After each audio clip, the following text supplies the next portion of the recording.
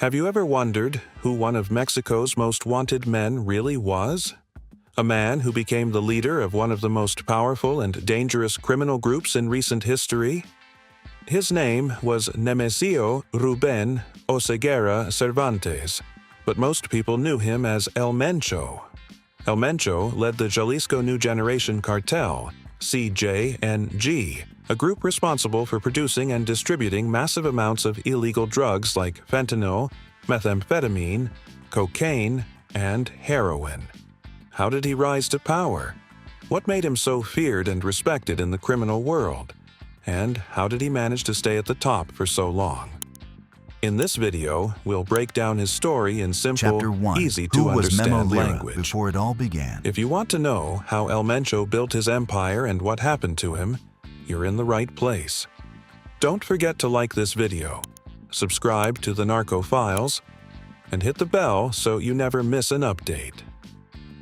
The DEA is offering $10 million for information leading to the arrest of the Mexican drug kingpin known as El Mencho. The drugs coming here are from Mexico. That's why authorities want in their custody a Mexican drug lord named Nemesio Cervantes, or El Mencho. Such a huge bounty on such a physically insignificant man shows the intensity behind a fugitive manhunt for Chicago's public enemy #1. Early life. How El Mencho began. El Mencho, whose real name was Nemesio Rubén Oseguera Cervantes, was born in 1966 in a small rural town in Michoacán, Mexico. Like many young men from poor areas, he dreamed of a better life and crossed into the United States illegally when he was still young, hoping to find work and opportunity. In the 1980s, he lived in California, where he became involved in small-scale drug trafficking. He was eventually caught by U.S. authorities on drug charges and deported back to Mexico. Once back home, instead of trying to start a normal life, he began working with organized crime groups. Over the years, he climbed the ranks because of his discipline, leadership, and willingness to use violence when needed. These traits helped him gain respect and fear, and eventually setting him on the path to becoming the leader of one of Mexico's most powerful and dangerous cartels, the Jalisco New Generation Cartel, CJNG. Rise of CJNG. In the late 2000s, El Mencho helped form a new criminal group called the Jalisco New Generation Cartel, CJNG. Before this, he was part of the Milenio Cartel, but disagreements and internal conflicts led him and some allies to break away. By around 2011, they officially started the CJNG. Under El Mencho's leadership, the CJNG grew very quickly. What began as a small local gang in Jalisco turned into one of Mexico's most powerful criminal organizations. The cartel expanded into many Mexican states and even reached countries outside Mexico. The CJNG became heavily involved in producing, transporting, and selling some of the most dangerous drugs in the world. These including fentanyl, a synthetic opioid that has caused thousands of deaths in the United States. El Mencho's leadership and the cartel's ruthless tactics made CJNG both feared and notorious, marking it as a major player in the global drug trade. A violent empire. El Mencho's time as the leader of the CJNG was marked by extreme violence and ruthless tactics. The cartel became infamous for attacking rivals, law enforcement, and anyone seen as a threat. Their methods included ambushes, assassinations, and coordinated acts of terror, all designed to control territory and send a clear message to enemies. The CJNG also invested in powerful weapons, like rocket launchers and drones, which made them one of the most dangerous criminal groups in Mexico. And these tools allowed them to challenge even the military and federal authorities in their fight to maintain control. Despite his notoriety, El Mencho stayed in the shadows. He rarely appeared in public, avoided being photographed, and always had strong protection around him. This careful secrecy made it very difficult for law enforcement to track him down, allowing him to run one of the most powerful criminal empires in the world for many years. Becoming the most wanted man. Because of his criminal activities and the extreme violence linked to the CJNG, El Mencho became one of the most wanted fugitives in the world. Both the Mexican and U.S. governments offered large rewards for information that could lead to his arrest. The U.S. government offered up to $15 million, while Mexican authorities added their own reward in pesos. These made El Mencho one of the most hunted criminals in modern history. For many years, despite massive military operations, intelligence work, and law enforcement efforts, he managed to stay free. He became a shadowy, almost legendary figure, feared by rivals and studied by security experts worldwide. His ability to evade capture showed how carefully he operated, how loyal his inner circle was, and how difficult it was to take down someone who controlled such a powerful and violent organization. Escalating violence and CJNG's growth. While El Mencho stayed out of reach, the CJNG continued to grow and expand its power.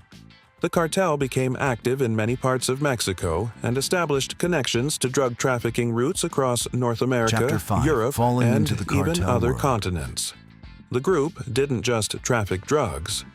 It was also involved in money laundering, kidnapping, and extortion, making it one of the most dangerous criminal organizations in the world. Its rapid growth and violent reputation made rival gangs see the CJNG as a serious threat, leading to more clashes and bloodshed. Because of this, El Mencho became a top priority for law enforcement, not only in Mexico but also in the United States and other countries affected by the cartel's global drug operations. His leadership showed how a single figure could control a worldwide criminal network and remain almost untouchable for years. Military pressure and intelligence efforts. For more than 10 years, Mexican security forces worked tirelessly to locate and capture El Mencho. These operations involved ground troops, intelligence teams, and careful planning, often in very dangerous areas controlled by the cartel. The United States also helped, sharing intelligence and tracking the movements of El Mencho and his associates. Mexican military and National Guard Chapter forces 6, carried when out both sides missions, turn against especially around the cartel's main stronghold in Jalisco State, trying to weaken his network and gather information on his whereabouts. Despite these massive efforts, El Mencho remained free for years, operating in secrecy and staying protected by loyal cartel members. His ability to evade capture made him a legendary and feared figure in organized crime. Everything changed in February 2026, when a coordinated military operation finally managed to corner him. This marked a historic moment in the fight against one of the world's most dangerous criminals. The operation that changed everything. On February 22, 2026, Mexican military forces carried out a major operation in the mountains near Tapalpa, Jalisco. This mission was different from earlier attempts to capture El Mencho. Using aerial surveillance, ground troops, and intelligence support from the United States, authorities were finally able to pinpoint his location. Reports suggest that officials tracked him by following the movements of someone Chapter close 7, to him, the real lesson possibly a behind the romantic story. partner, which led them directly to his hideout. When security forces surrounded the area, a violent clash broke out between Mexican soldiers, cartel guards, and El Mencho himself. Despite the heavy resistance, the operation succeeded. El Mencho was killed, along with several of his closest associates, marking the end of one of the most notorious criminal leaders in modern history. This moment was historic, showing how years of planning, intelligence work, and international cooperation finally brought one of the world's most dangerous fugitives to justice. Fall of a notorious leader. El Mencho was 59 years old when he died. He was wounded during the firefight and passed away while being transported by helicopter for medical help. Mexican authorities confirmed his death as a major victory in the fight against organized crime. The operation was extremely dangerous and cost lives on both sides, including cartel members and, in some reports, security personnel. Immediate aftermath. El Mencho's death did not immediately bring peace. Instead, it triggered widespread violence across several Mexican states. Loyal members of the CJNG reacted with roadblocks, burning vehicles, and attacks on security forces. Reports showed these violent actions took place in Jalisco, Guanajuato, Michoacán, and Tamaulipas. Casualties were reported among cartel fighters, security personnel, and possibly civilians. Such violent reactions are common when a major cartel leader is killed or captured. The unrest caused major disruptions, shutting down roads and affecting daily life. Foreign governments even issued travel advisories, warning people to stay alert in some parts of Mexico. This showed how deeply cartels influence communities and how dangerous power vacuums can become. What his death means for CJNG. With El Mencho gone, the CJNG faces a serious leadership crisis. Criminal groups like this often struggle to reorganize after losing a longtime leader. And some experts believe the cartel could split into rival factions as lieutenants fight for control. Others warn that a new leader might rise and continue the cartel's operations. Either way, El Mencho's death is a major moment in Mexico's fight against drug cartels. It marks an important turning point, but it does not immediately end the CJNG's influence or the violence linked to the group. The fight against organized crime in Mexico continues. Global impact and legacy. El Mencho's story goes beyond Mexico. It is a global story. Under his leadership, the CJNG became a major force in the international drug trade, especially trafficking fentanyl into the United States. Fentanyl is an extremely powerful opioid, and its illegal sale has fueled a serious overdose crisis in the U.S. and Canada. Because of this, U.S.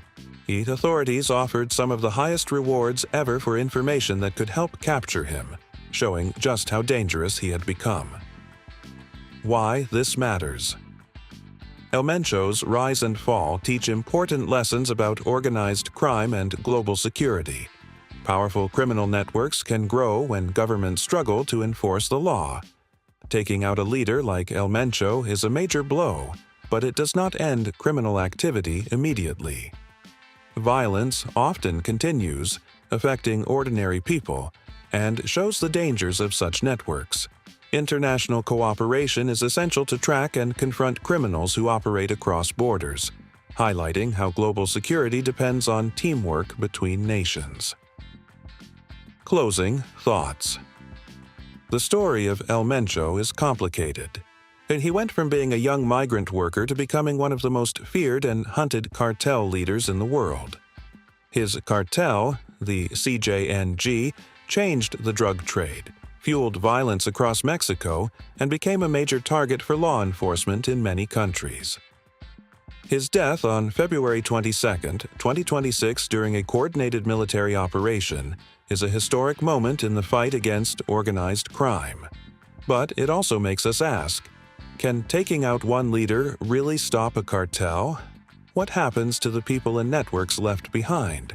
If you found this look into El Mencho's rise and fall interesting, don't forget to like this video, subscribe to the Narco Files, and hit the bell so you never miss our future content. What other crime stories do you want us to explore next? Let us know in the comments. From cartel wars to notorious criminals worldwide. Stay curious and thanks for watching.